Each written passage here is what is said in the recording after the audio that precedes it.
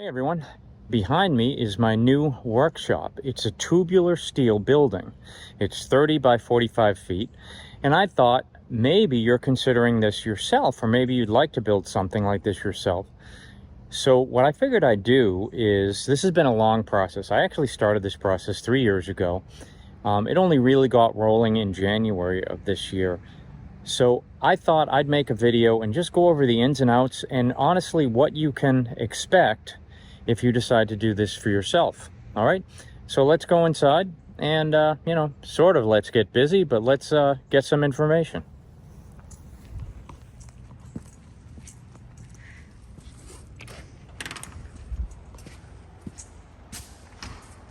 Okay, this is the inside.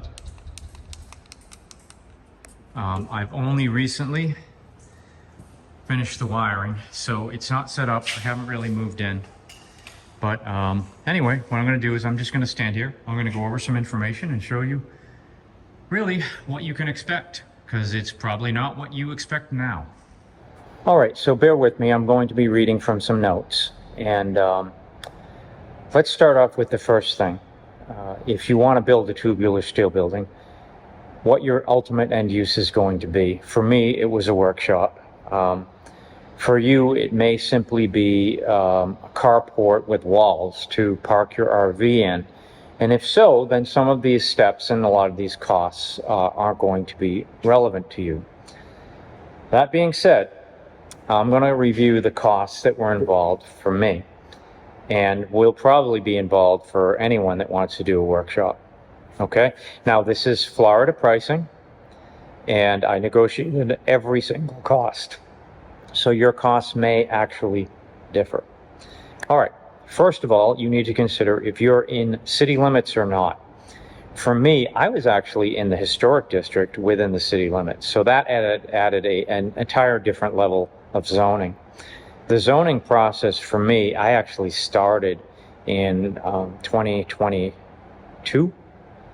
And I got zoning approval, but the first contractor that I selected to do the building failed miserably. All right, so that's the background. So we're going to pick up where I find another contractor. I told him flat out, I do not want to be dealing with a middleman. I want to deal with somebody who actually works for the company. He produced evidence that that was the case. He produced his contractor's license, which I verified. And even then, it turns out he did not actually work for the metal building company. There were pros and cons to that, and I'll get into that as well. Okay. If you deal directly with the builder, you will need to provide all documents for permitting yourself. Your costs will be lower because the contractor is going to charge you a deposit. It could be 10% of what the ultimate cost of the metal building is. And for that cost, he will handle all permitting and that. After my experience with the first guy and trying to permit it myself and being rejected over and over because these documents that the contractor was providing me were insufficient for permitting, I decided it would probably be easier and it was worth the money to go with this guy whom I thought worked for the metal building company itself, and turns out did not. And honestly, for the permitting part, he did a very good job. There were no problems. He was licensed. And I'll point out that, at least in the case of where I live, permitting it myself, I needed signed, dated architect's drawings and stamped. They need the architect's stamp on them.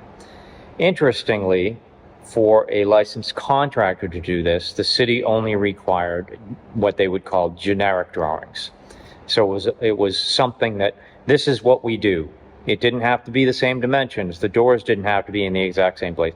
Night and day different than what I had to get myself. So that made it easier, and I actually got a rebate from the contractor because he believed, there should have been a giveaway for me, that maybe he didn't really know what he was doing either. But because he believed that he needed stamp drawings, and the city told him, no, generic will be fine as long as you're a licensed contractor. Okay, so that's part of your costs. So in the end, using a building contractor that did not work for the metal building company. It cost me some in the deposit. He did handle all the permitting well, as I've said, and I did, through him, I actually made great contacts with roofing companies, with concrete companies, and so I was replacing the roof on my house, and I was willing to do the lower level parts myself, but not the uppers. And he provided a roofing contractor that gave me a spectacular deal. And you know, same with the concrete. I got a very good deal on that. I more than made up for what I paid in the deposit in that. Okay? Let's talk about concrete. You can build these, a metal building like this, and have it anchored into the dirt if your lot is perfectly level and all that, and that's another expense you may have. Most people don't do that. This building would be a completely different animal if it were anchored into the ground and didn't have a slab. You need a slab with a footer. In this case, 30 by 45 feet, plus a patio, sort of 10 foot with a footer in front. It's pretty expensive. In fact, you can probably gauge your concrete by saying, oh, my metal building is going to cost me, in this case, $18,000. Figure half of that at least for your concrete. So you're 18 plus 9 right off the bat. Your main supports have to go into a footer. You will not get permitted for that, and you really, if you don't do that, your concrete's just going to crack. So if you think you should do this and you can save money by not pouring a footer, it's probably a big mistake. The building itself, okay, as I said, this is 30 by 45 feet. It was priced about $18,000. So we're now, with deposit, with the contractor, with the building cost and the concrete cost, we're over $28,000 already. Okay, so they'll tell you, yeah, you can build a metal building. You'll see an ad and it'll say, oh, you can build this building for $15,000. No, you cannot. It's going to cost you more than that. Insulation. That's another major expense. It's something I had no idea how expensive it actually was. There's different types of insulation. I went with closed cell insulation. It's the most expensive, and not because I'm a millionaire. I went with it because it adds, or at least I'm told this, it adds structural integrity to the tubular steel building, and it does, in my opinion, do that. It's also much more insulating than open cell. The closed cell is on top of that. It is also best for soundproofing. I'm working on in here at midnight. I don't want, you know, the neighbors all knowing. In other words, I don't want them hearing a grinder or a car running or something. I just, you know, I just rather it be as quiet as possible. So, again, if you're doing this as a carport type of thing, or just somewhere to park your RV or something like that, or you don't mind being exposed to the elements, you don't need insulation. But these buildings, you know, when they're up, there's air gaps everywhere. And I have footage for that, and I'll insert it in. You'll be able to see it. On top of insulation, I chose to paint the ceiling of the building. I did that because I had a final vision. You'll see this wood paneling behind me, which is absolute overkill. You don't need to do that. But I had a vision that I was going to put paneling up, and I wanted the ceiling painted black because it looked okay with the spray foam, but the metal beams, you could see them through the insulation, and it just didn't have a uniform look. That being said, the paint didn't add all that much to the cost of the spray foam insulation. I had a contractor that would do both. They sprayed the insulation, and the next day they came and they painted. The paint came out horrible. They had to come back and redo it. You need to use fire retardant paint. There's a special paint for this stuff because the foam is flammable. It can burn. So the paint adds this layer of fireproofing to it. I'm not sure what went wrong. Fortunately, the contractor was fairly honest about it when it looked great the first 2 or 3 days, and then I don't know. I'll show you a picture of what it looked like. It was rather shocking. Basically, the whole ceiling looked like it was covered with mold, but it wasn't. I'm not really sure what it was. Maybe someone out there watching this knows what actually happened with the paint. But his immediate response to me when I sent this was, it's not supposed to look like that. And we'll be back to look at it. And he did. He came back, and I told him, you got to put another coat of paint on it. He did, and it looks fantastic. It's black. It looks great. Electrical. Again, carport. You don't need electrical. You're probably going to need that. I did all of the electricals in here myself, including running the line. If you're not comfortable doing electrical work, don't do it yourself. You're going to have a contractor do it. It is a lot of work. I can honestly say that the way I wired this, you see these up here, these are the outlet boxes. So these basically, on each 45-foot wall, there's a line up. I didn't put outlets down, I put them up, because there's going to be things in the way. And it's actually, I'm just going to run, as you see that cord behind me, I'm just going to run wires down from that. Again, I'm not done here yet. This is early on in the process. So materials for all of this was about $900 to $1,000. If you hire a contractor, you know, probably 3,000, maybe as high as 5 or 6. I don't know. It all depends how far it is from your main electrical source, how difficult it will be to bury the wire. You need special wire that's made to go underground, because they don't run tubes anymore. I used to think they still ran plastic tubes underground, or something. They don't. But anyway, so that's another expense. Again, I will say, in all cases, every price you get, try negotiating the price, because you'll be surprised. For the insulation, I had quotes as high as $14,000, and the contractor I ended up using came in at $9,000. Did he do the greatest job? I don't know. I don't know much about the insulation. I know that it's not something you really want to try yourself, though it is possible. But I don't have the equipment to do it. I didn't know the first thing about it. The building was already months late, which I'll also get into later.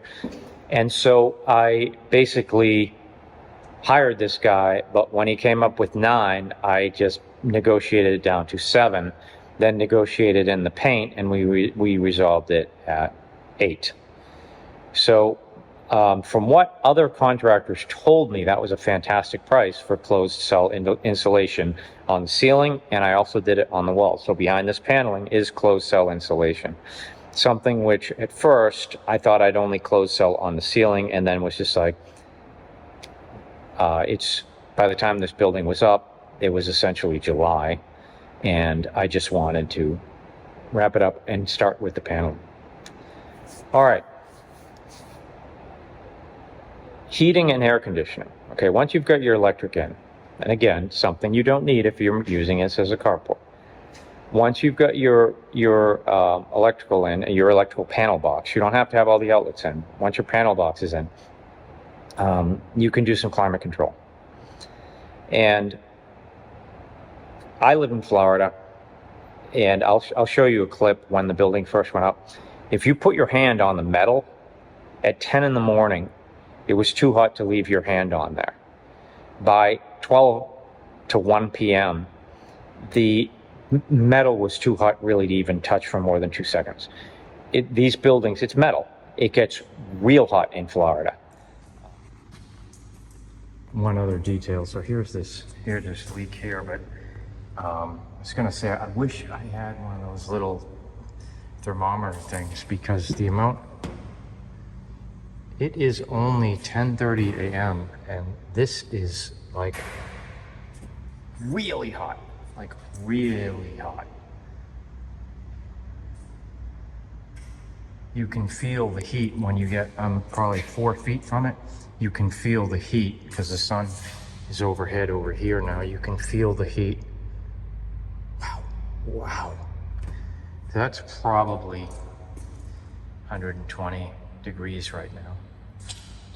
Once the spray foam was in, it was completely different. In fact, we did all the paneling and I did all this electrical wiring with no air conditioning on. I did all the ceiling lights and everything with no air conditioning on in July in Florida. And we just had fans blowing from the roll-up door in the back through the roll-up door in the front. And that's how we did all the paneling. And we were able to do it. Was it hot? Yeah, it was hot.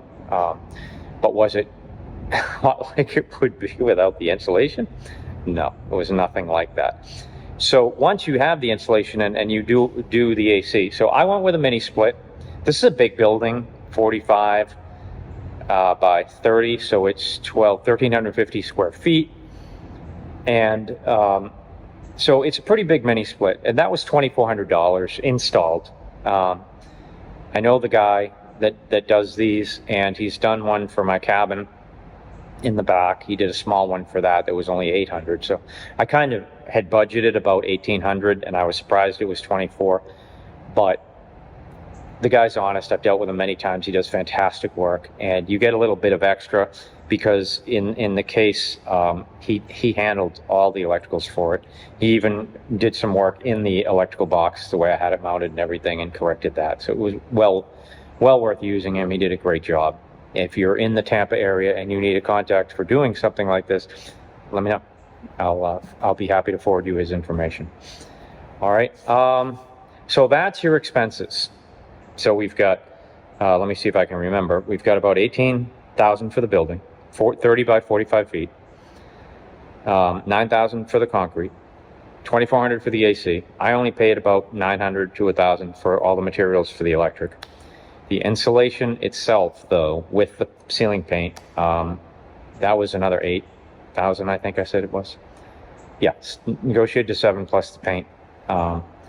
And then, you're still not done. I'm still not done. I've got ceiling lights in, which I got a great deal on Amazon on Prime Day, and I got 2 sets of 12 LED ceiling lights, which was enough to do the entire building. $230, I think, for all of them. Then I just had to add some extension cords because I wire the lights. I just plug them into these outlets, and they're controlled by a switch. And so that was $300. All right. Now, let's talk timeline. Realistically, well, before I get to realistic, I'm going to tell you, the contractors and the metal building companies may promise you all sorts of things. If you want to not get completely stressed out about the timeline, give yourself a full 6 months. Will it take 6 months? Probably not, but it'll probably take you at least 5, and then you need to do work inside.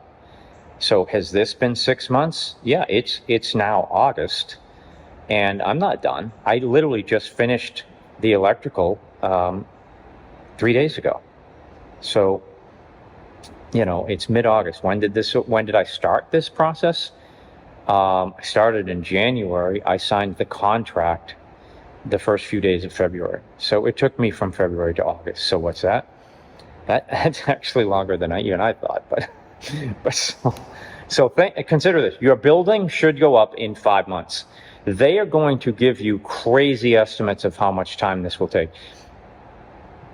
The guy I went with actually told me, and this was a lie, and I will say that it was flat out a lie, because I learned that there is no way that was remotely possible, because it is impossible, because the metal building company won't even start until you're well into the process. So he said, oh yeah, it's possible it'll be done in 6 weeks.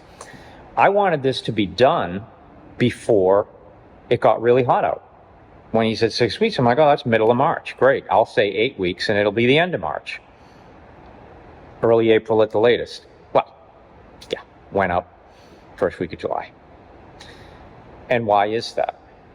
Well, let's talk about the steps. And I listed the steps out. So you've settled on your building design, and you just signed the contract. So that's our starting point. For me, that starting point was the first week of February. And that's supposedly when, according to this contractor, that's supposedly when the first 6 weeks began. Was that when the first 6 weeks began? No, that's when they told me. But they told me it would be 6 more weeks, probably 3 or 4 different times. Okay? So once you've done the design, he said the building that his employer, who wasn't his employer, but the metal building company, will take the prints and they turn them around and they've got the permits, the prints ready to go for permitting within 5 business days. Okay? That didn't happen. That took 3 weeks. Why? Because the building supplier said, you can't have this roll-up door with a window above it. Okay, so I said, remove the window. That took 2 weeks. So they're 5 days to turn a design into drawings. If there's any change whatsoever, that all goes out the window. The only reason I got it done in 3 weeks was because I literally blew a gasket, because I told these guys, you told me 6 weeks. We're now at 3 weeks in, and we haven't even started the permitting process. I had already done the zoning. I did that on my own. So as I said, that wasn't something I had to do. All they really had to do was go to permitting office in town, hand them the prints, give them the zoning cert, which I already had, and say, this is what we want to do, blah, blah, blah. We need a concrete permit and we need a building permit. So at the 3 week point, they got that.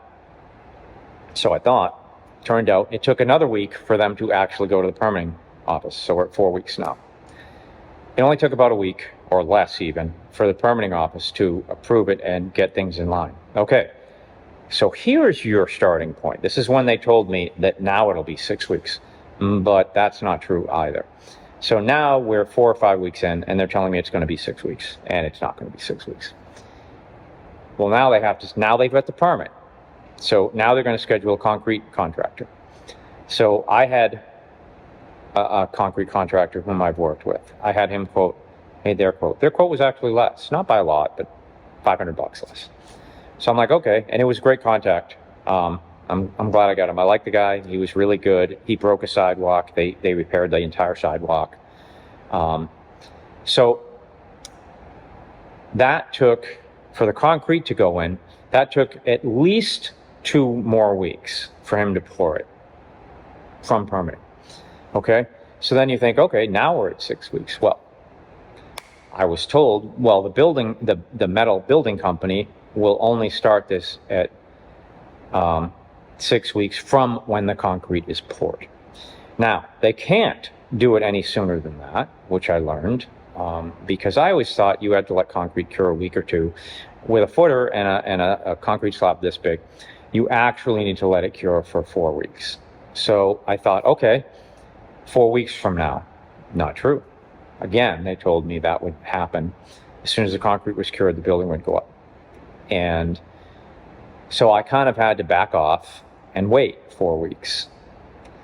But I found out 1 week into this 4 weeks that they hadn't even contacted the metal building company and told them the concrete was up and sent evidence of that, because the company actually requires you to send to them photographs that everything's level, the concrete is in. Then they say 6 weeks. That's what they said. The contractor told me it'll be 4 as soon as it's cured. Well, at the 4 week point from when the concrete was done, I called the contractor and he literally was like, well, they should be there any day now. I'm like, well, I haven't heard from them. And so I took it upon myself to contact the metal building company myself.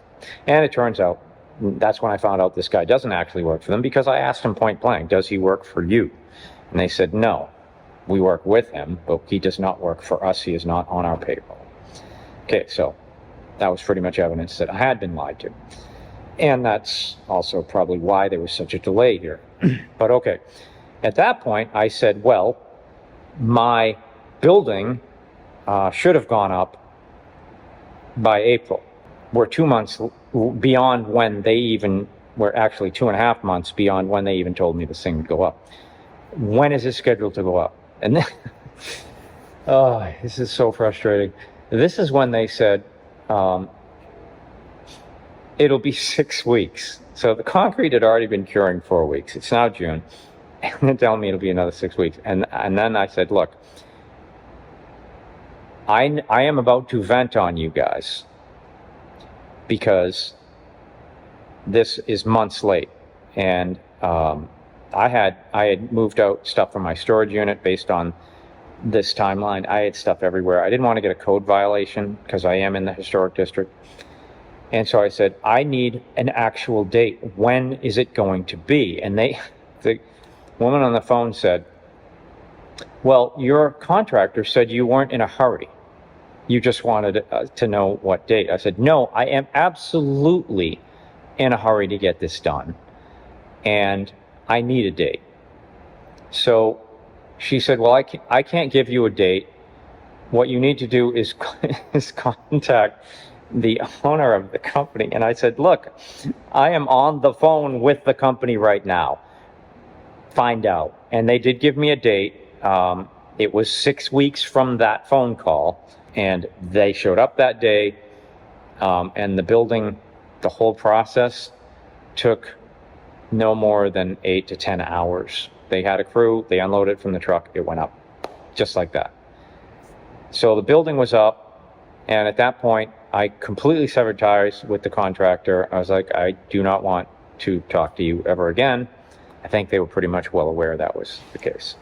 So your timeline, don't believe it. Give yourself 5 or 6 months, but stay on them because they're not going to be giving you accurate information. So for me, after miscellaneous and stuff, I think my total cost for this workshop is about $41,000. That's before paneling. If you got panels, something like this, actually, it really wasn't that bad. When you consider the building itself was $41,000. I got this birch, 2-sided birch cabinet for $28 a sheet. And the 1x4s, I think, were pretty cheap as well. But that's Tyrone. He's got a good contact for this stuff. And we did it all ourselves.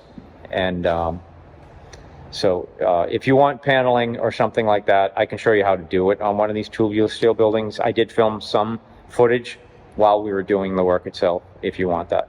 But anyway, let's see, what else? I have nothing else to say. So there you have it.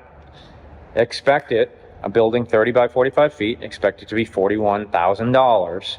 And expect it to take 5 to 6 months before you can really use it for anything. Follow up constantly. Every week or two, you need to be talking to the contractor. If you deal with the building company itself, you'll get it done quicker, I believe, but you'll have to do the permitting and all that yourself. That may run you additional expenses. So that's my video for this week. You'll be seeing, I've got a couple videos that while this was in process, I shot still outside. So you might see 1 or 2 more videos creep up of me working outside, but I have to control, I know there's a bit of an echo in here still, so I have to figure out how to control that. But pretty soon, you'll be seeing all my future videos will be filmed right here. I may get fewer visits from the cats in here because I don't really have a cat door for them to just come in.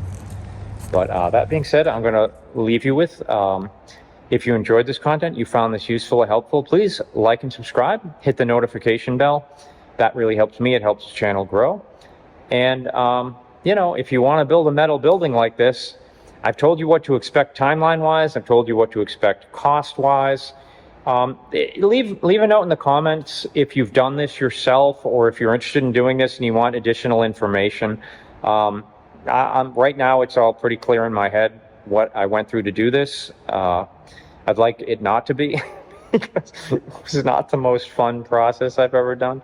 But you know, I'll get you any information you want, and if you have other tips for other people that will be interested in doing this themselves where I went wrong, please leave it in the comments and let me know. Hey, if you want to take on something like this and you can afford it and you have the patience of a saint in dealing with contractors and you have 6 months to kill waiting for it, all you got to do, go out, get busy. Take care.